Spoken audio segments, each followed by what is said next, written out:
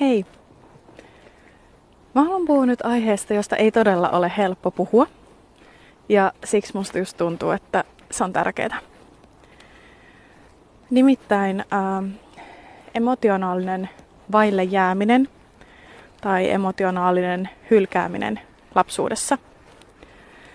Ja se saattaa kuulostaa aika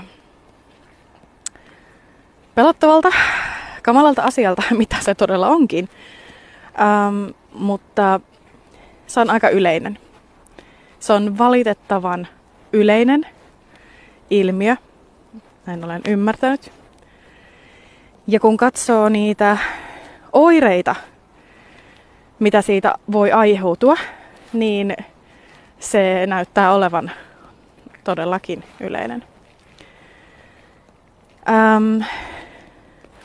Emotionaalinen vaille jääminen lapsuudessa on mun käsityksen mukaan sitä, että lasta ei ole kohdattu sellaisena aitona itsenä kuin hän on. Hän ei ole saanut olla oma itsensä kaikkine tunteineen. Eli tunteita on mitätöity, tukahdetuttu,